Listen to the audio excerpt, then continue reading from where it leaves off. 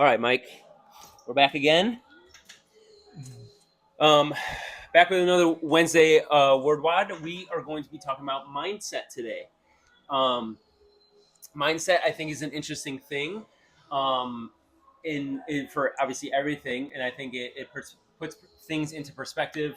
Um, I think being like an optimist, like optimistic about things, pessimistic about things, a realist, I think that all goes into play with certain things. At least I know I could relate it to like my upbringing. Like my dad always would tell me, uh, don't be a pessimist. Think about the positive things. And I'm like, I would always tell him. I remember from a very young age, I'm just being real. I'm not. I'm being realistic with my goals. Let's talk about mindset first with training, and then maybe nutrition. And if it's Yeah. very similar, then it kind of overlaps a little bit. And if there's some differences or approaches to it, well, we can talk about it. Yeah. So I think just like anything, mindset has to be catered based on the individual, based on how you naturally function psychologically. If you are more of an optimistic person, a pessimistic person, somewhere in the middle, none of those are better or worse than the other. Uh, the benefit of being pessimistic, and I don't want to say pessimistic because I guess pessimistic probably would increase likelihood of negative adaptations or outcomes.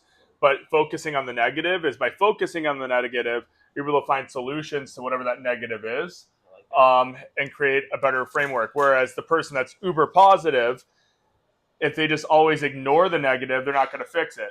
So a great example could be a bodybuilder.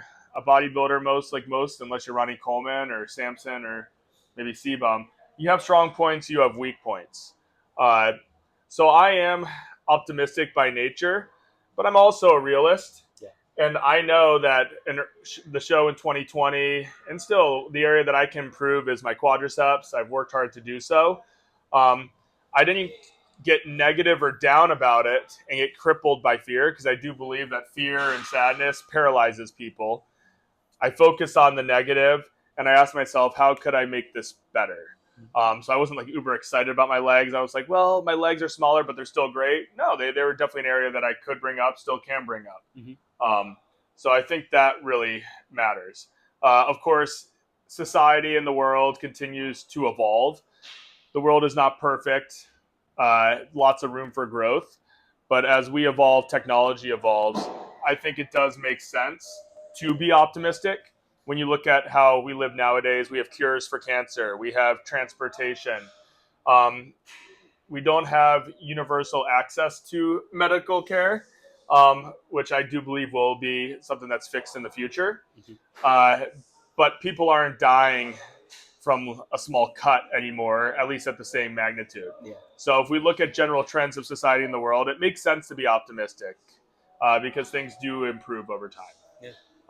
So now taking it back to training. Yeah. Um, so how do we approach mindset from the training side of things? I think the answer depends.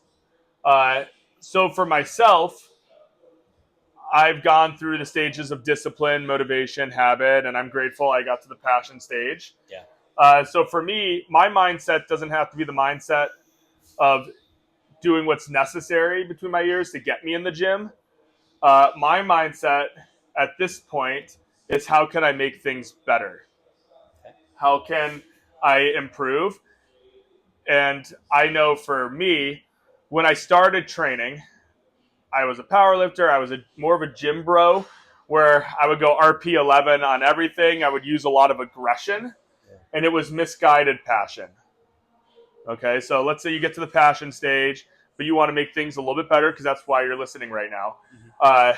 If you're listening, I think we get like 2 views. But anyhow, if you want to get a little bit better, um, you're going to want to guide that passion. So the way that I approach mindset when I'm training is I really try to be introspective and think about what I'm doing while I'm doing it. What this means is once I start to feel the burn, feel the tension, I'm not rushing out of sets. I'm immersing myself into the set. I'm immersing myself into the pain. And I'm trying to find joys within that. Correlating that sensation of being uncomfortable to joy because it's going to provide me comfort and greater adaptation. Mhm. So live within that paradox to an extent. Ways that I actually apply that line of thinking is once I get towards the end of a set, let's say I'm training 20 to 30 rep lateral raises. If you're going to approach failure on a 20 to 30 rep lateral raise, you have to be in it. Yeah. So I'll usually calm my breath, I'll empty my mind, and I'll try to focus all of my attention and emotion into execution. So the emotions that you feel when training, that discomfort, it's not a negative. You don't have to get a lobotomy and like kill that. What you want to do is use that and channel that energy to create something beautiful. So if it's a lateral raise, the more uncomfortable it gets at the end, the more I'm thinking pushing my hands out, like I'm pushing pillars, going up fast. Right when we start the eccentric, begin the control phase, put on the brakes. And I do that until I reach close to mechanical failure, not psychological failure. I I think I do something similar, but I don't think of it. I don't think like that to like that extent. And Mike is talking about a kind of his mindset on like a particular set or rep and kind of a smaller like detail oriented. I would say I'm not as detail oriented with training. I think of like the bigger picture with it. Mike is a lot more serious with his training. He over the last what 5 years you've had like a specific goal. Now you've shifted. You've done pulls for pause, so a little bit more a deadlift powerlifting focused, or strongman more so because it was with the tire. You did a powerlifting meet sometime last year or maybe a year and a half ago at a gym we will not name. And now the past like 2 years you've really been focusing on bodybuilding, right? So yeah, and we would name that gym, but some bad stuff went down there. yeah, so I think it was like 3 years ago now. was that 3? Yeah. Well, no, because I worked here and I haven't been working here for 3 years. That was legit like last spring, I think. Maybe. I think it was. It doesn't matter. Yeah. So I would think of my training is more of like a grand, like the bigger picture. And I always go back to when I try not to get too worked up about like working out, because in the grand scheme of things, it's just exercise. I'm just trying to better myself for the future, really. I'm trying to prevent disease, prevent early mortality, early death. And I just think of it that way. And like, I've always been told from the very beginning, I played baseball since I was 3 years old. My dad put a ball in my hand, and my parents always told me like, there's always going to be somebody better than you. There's always going to be somebody worse than you. So like, there's always going to be like something better, and there's always going to be somebody with a worse situation or a not as good at something as you. So kind of like humble yourself. That mindset of like there's always something bigger, and don't take everything so serious, and just have fun with it. Yeah. And so I had it on all my baseball caps growing up. Just have fun, because I was like so when I was younger, I was so not aggressive, but had such a bad temperament with like performance in baseball, because that's all I knew. And I guess over the years I learned to like relax and just not care is not a good way of saying it. I do care, but pick my battles for when to be serious about things. And I know I'm kind of going off a tangent of training, but it kind of relates to it because I see it every single week in and week out. Members come in, they have this competitive drive to them that they had back in college, and say they're 45 years old now, and it's been 20 something years, and this is their competitive drive is exercise, CrossFit, because it's fitness racing basically. And so when they don't perform as well as they want to, or they may think that they're fitter or better at something than another member, and they don't beat that member in a workout, it consumes them. And I have to I say it probably every single week at least once. I'm like, we're just exercising here. We're just having fun. Like, it's literally just exercise. You're here for yourself. You're not. You may have little goals to perform better in the open year in and year out, or improve your power clean, or get better at double unders or whatever. But in the general goal of the gym is just to like instill these healthy lifestyle habits. And I think more people need to kind of just like relax like that, and maybe take the workout serious, but don't let it consume you outside. Yeah, I think that's really well said. And I like how you're trying to create balance within your mindset. Yeah. So, for some people, they need to have more fun within their mindset. For some people, they need to get more focused. Yeah. And I think typically, whatever you want to amplify, just like I have to amplify my quads because they're my weakest muscle, you want to amplify the weaker portion of your mindset as well when it goes into training. So, growing up, when I would play baseball, my sophomore year, I was doing pretty well. And the coach had me talk to another player on the team, and he goes, "Mike, what's your mindset when you go up to the plate?" And so I was the fun guy in terms of like what was going on in my head. Still is. So I told the coach, I go, "Yeah, I go up there and I just don't care."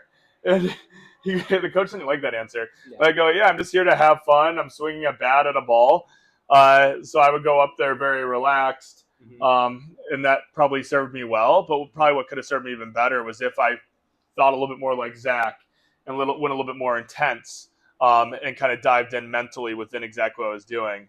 And I think that's the transition that I made a couple of years ago. I've always had a ton of fun with my training. I've always really enjoyed it. To me, it's a game. It's play. Yeah. It's like building Legos, playing video games. The same joy that people get out of those things, I get out of training. So that's why I had to shift it a little bit, be a little bit more specific, dive into the details, because I never had a problem with consistency or letting go. Yeah. I like that. I think I can relate it to the workout yesterday. We do Mayhem affiliate programming, and it was a workout with we had to adjust it a little bit. But it was wall balls and box jumps, and I notoriously hate wall balls. And my mindset is I don't care what I'm doing in the gym. I have certain things that are kind of a foundation that I track progressively over time and have a little bit more nuance to the programming. But if I'm doing the class workout, people will call it cherry picking, but I'm going to adjust workouts that allow me to still reach a certain stimulus, the goal in mind for the workout, but something that I'm going to give 100% into. And typically I try to avoid wall balls because I just do not enjoy them. They hurt my neck. They blow up my legs. And they just don't feel good to me. They're not a very smooth exercise, but I told myself yesterday, I was like, all right, you typically avoid them. We don't see them very often in programming. Just stick with it and like commit and just like kind of commit to yourself to finish the workout. And so I think there is a time and place to definitely like not suck it up, but have that mindset to kind of prove to yourself that even though you know this is going to hurt, this is going to suck, but you finished it. And that's something to be proud of that you can take outside of the gym, even though I just told you don't take the like a lot of the stuff outside. But if you do a workout that you it's going to hurt, you can leave and you're just like, wow, it sucked in the moment, but I got through it. And so then it kind of helps build those I guess mindset building blocks for future things. I just told one of our members, Mark, he said right before the workout, typically not a very good mindset. He's like, I think this is going to suck after the first round. And it was a five round workout or 5-set workout, different intervals. And I was like, just do your best. We're exercising here. We're exercising. And then throughout the whole thing, the look in his face was like, I want this to be over. I hate it here. Yeah. Why did I come? I pay for this. This is ridiculous. Why am I paying to be in pain right now? Paying as in membership. And he left. He's like, I'm happy I did it. And now I can go about my day. And I'm like, yeah, dude, there's not going to be many workouts that are going to be more painful than that. And it was burpee box jumps, double unders, and max power cleans in the time remaining. So it was a lot of jumping. And we did a lot of leg volume yesterday in class. So I was proud of him, and he was proud of himself. And just don't take it so seriously. Yeah. Yeah. And then the sum up kind of mindset for training. Yeah. Typically, most people follow a similar path. you want to use the mindset approach that keeps you consistent. We know that consistency trumps all. Yeah. For most individuals, what I've noticed in coaching thousands of people over the years is when they come in, they usually are very hesitant and scared, and that's okay. You don't have to have a David Goggins mindset. Actually, if you do, you probably get hurt. Yeah. Find a couple movements, exercises that you enjoy, that you like seeing progress on a quantitative scale. Mm-hmm. That seems to be what I've noticed the highest success indicator for someone building consistency. They have like 2 or 3 exercises that seem to go up. When you're a noob or you're just starting, most things are going to go up. Yeah. But find the exercises that you enjoy that go up and reflect on your progress. Now, you've been in the gym for a while, 5 years plus. You're not going to be able to make the same quantitative leaps. Okay, so now the mindset has to shift, because if your mindset is only tied to the quantitative, you're probably going to quit because you're not going to keep making the same rate of progress. It's like playing RuneScape. RuneScape gets exponentially harder as you level up, or Pokemon. So now from there, you focus on the qualitative a little bit. Mm-hmm. Qualitative meaning training with perfect technique, close to failure, like a magician. When you do that, I find individuals that have been in the game for a long time, 15, 20 years, and are uber consistent. Most of the time, those are the people that are driven by creating art while they train. And guess what? The more you create art at that point, the more you're able to learn how to push intensity as well as technique. It's also going to feed into the quantitative, which is nice as well, and will probably decrease risk of injury so that you stay in the gym and stay consistent. If you try to make the same quantitative leaps after you've been in the gym for a while, you're probably going to get injured because your body is not going to make adaptations at that same rate. So mindset-wise, I do like the approach of focusing on the quantitative with some qualitative starting out, but giving yourself grace in both categories, and then over time, focusing in more on the qualitative. And those are the people that seem to do it for a long time and find joy. Yeah. Cool. Any difference with nutrition? Do you have any sort of mindset? I mean, we've had discussions before. Like it's not so much like in training. There's multiple sides to it. It's like volume is king. You just keep adding volume, or intensity is king. You just like short bursts of intervals or energy expended, and then a little bit of rest. Short bursts. So intensity is king, or load is king, and then lower volume, higher load. Is it's similar to? Do you think that there's a similar mindset to that with nutrition? I already know the answer to it. It's not like more protein in your diet means more muscle. In terms of more mindset. But how do you approach mindset with nutrition when you're dieting for a bodybuilding show and you might be hungry, or you're trying to mass and you're not hungry anymore? You're a couple months in. What do you tell yourself? Yeah, so I think the mindset really helps me a lot when it comes to cutting for shows. It's why I usually add lean tissue.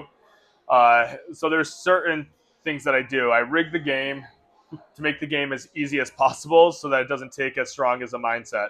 What I mean by that is I'm choosing foods that I actually like from a taste standpoint, that I can prep quickly from a scheduling standpoint, that won't get old from a consistency standpoint.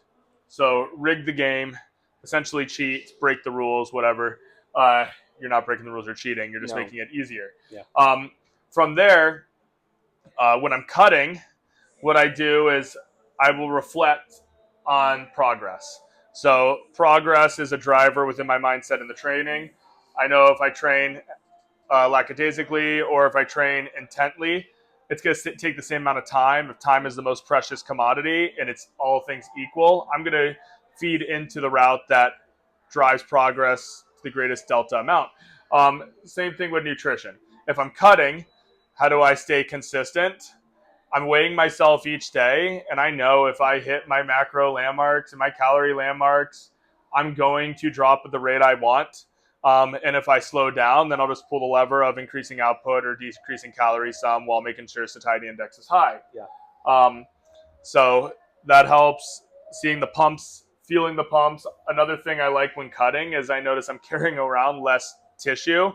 So breathing becomes a little bit easier. Mm-hmm. I actually recover a little bit more quickly in between sets. I get greater pleasure in the pump because the pump is much better. You'll see a greater discrepancy between your physique, whether you're lifting or not lifting. I'll do other things as well, where I'll wear a hoodie, get warm, and then like Christmas, I reveal the pump. I'm like, okay, this cutting thing's not too bad because I'm seeing that change. I'm kind of feeding into motivation. And then from there, when things get tough, we talked about this in a previous episode, and you have to exhibit discipline. My mindset is always thinking in the present, but there's a loose eye focusing in on the future. And if I know there's going to be potential roadblocks or issues, I attack them in my brain before I get to them. So, like, for example, I cut for a show before and I went to like 5 weddings. Well, I knew that the weddings were coming, so I just made sure I knew where there was a gym. I knew where there was a treadmill. I also knew that if the food at the wedding wasn't perf, I would have a local Walmart nearby. I could eat before I went to the wedding. I could eat afterwards. And then also not drawing attention to me while at the wedding. Yeah. That's also important too. For a lot of people, their mindset destroys them when cutting, because when those obstacles come into play and they're out with friends, people like to be victims. And they like to say, woe is me, I can't eat that. Yeah. Well, guess what? You chose to be in a cut because that was a choice. Woe is not you. It's actually a luxury because now you get to exhibit those skills and discipline and continue to create delta change. Yeah. So I think that's really helpful. When massing and I'm not as hungry, I'll also rig the game in my favor where I'll try to find pockets of time where I can get food in. I do competitive eating, so I can eat really quickly. And when you eat quickly enough, you can eat past being full before your body recognizes that or registers it, before leptin starts to increase too much. Or your body's able to feel that expansion within your stomach. So I'll eat a little bit more quickly just to get the food in. I might do more liquids, higher calorie per bite type items. And then I also will tell myself when massing and I get uncomfortable and I start to see the shreds go away, I focus in on the weights I'm lifting. So my mindset shifts to what I'm lifting because that usually gets better, which is encouraging. I also shift into circumference measurements of limbs because those get bigger, which is really cool. And I also focus my mindset into gratitude of, hey, now I get to incorporate more foods into my diet, which is also super dope. I shift my mindset into the better sleep that I end up getting.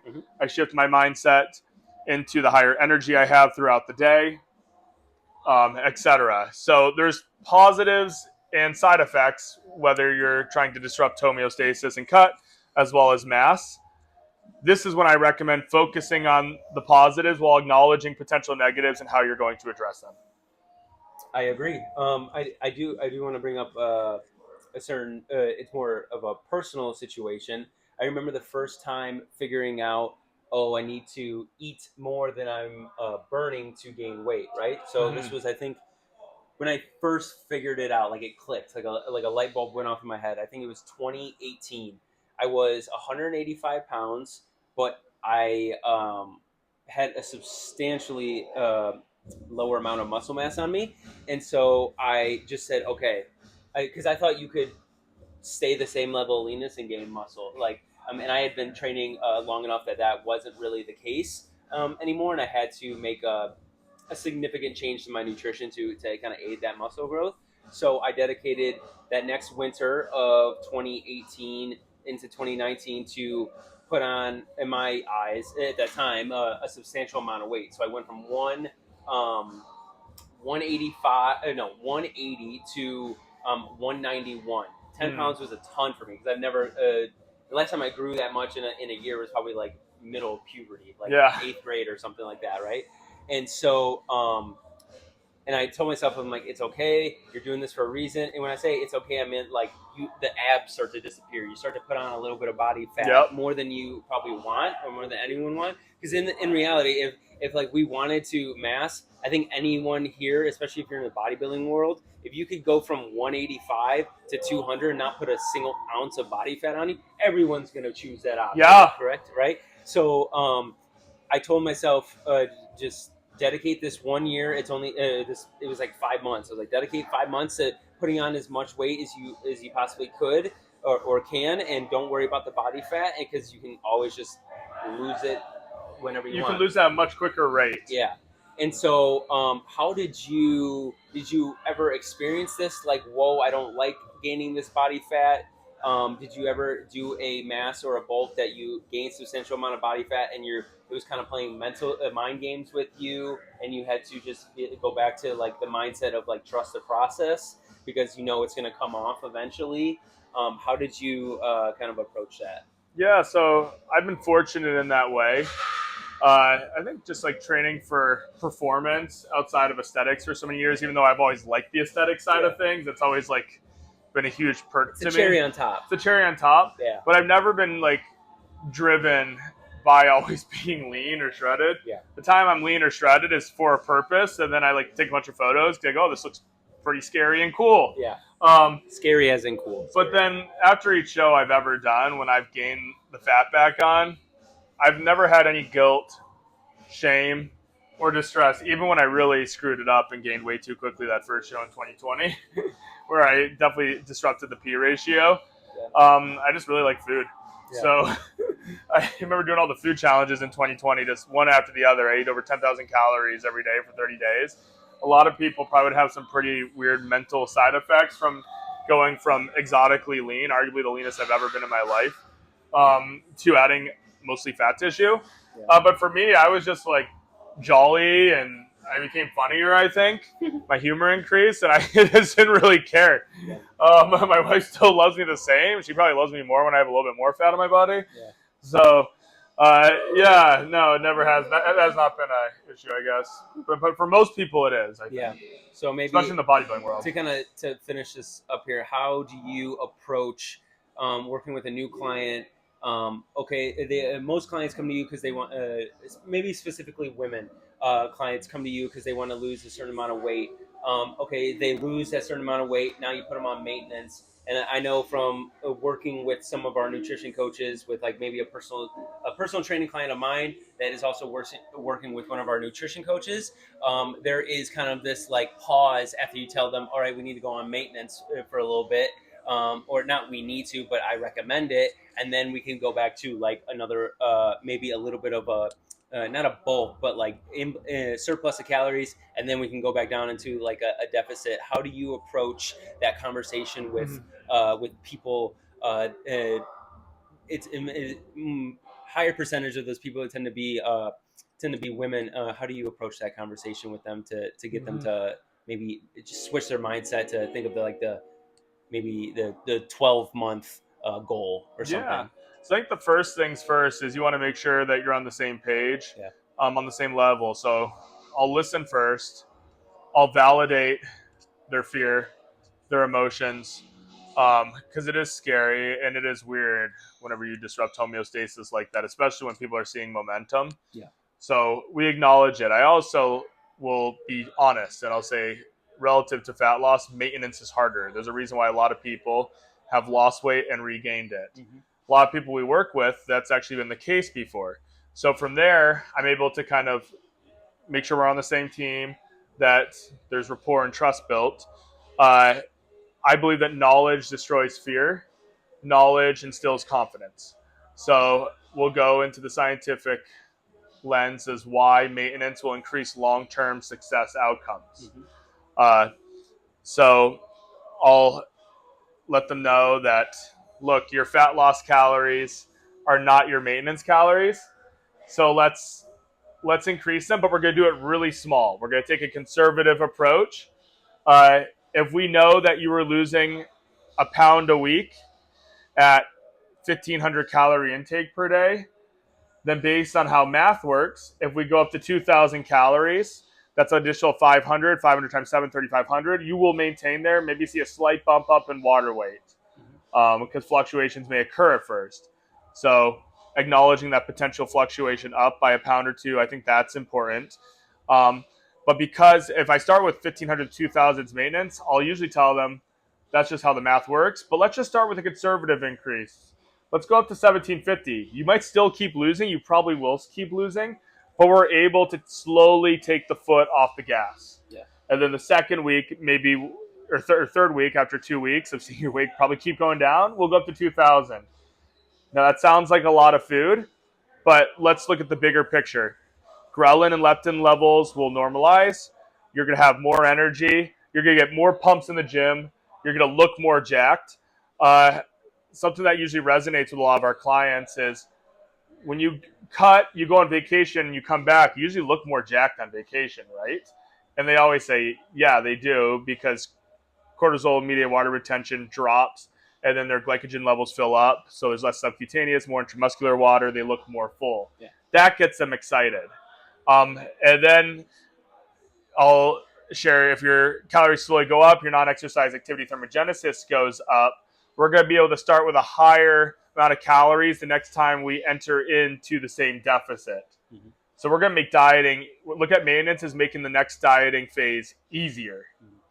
So we're creating normalization. We're making this the new setting point, because think about how hard you worked to get here, how much you wanted this weight. We're going to make this the new you. This is the new level of homeostasis for you. This is your new setting point. We're going to own it. And then it's going to make the next thing easier. You're going to hold on to more muscle. You're going to be more jacked. So sharing that and then taking it week by week, checking in with them every single week, the nutrition-specific athletes that is, really, really makes a huge difference. And your goal is to answer with honesty, show them the bigger picture, empathize with their emotions. And that usually works really well. And I've actually had a fair amount of women I've coached, still coach, who started off, they said, I'm just going to diet forever. And I never say no to that. I always just kind of go along with it. I say, okay, that's cool. Because you know their mindset will change. Yeah, it will change. And then now a bunch of them have entered into massing phases where they're in a surplus. And it's funny because we get to laugh together. And when we started together, could you ever imagine intentionally trying to gain weight? Yeah. And then they go, no, this is wild, but it's cool. Yeah. So I think being patient with them and all those other good things. Yeah. It's the mind plays a scary game with you, and you just have to trust the process. And it's not like we're here or Mike's here to sabotage your health. So yeah, no, I'm not working with big pharma. No, exactly. So thanks, Mike. Yep, thank you. Sweet. That was good.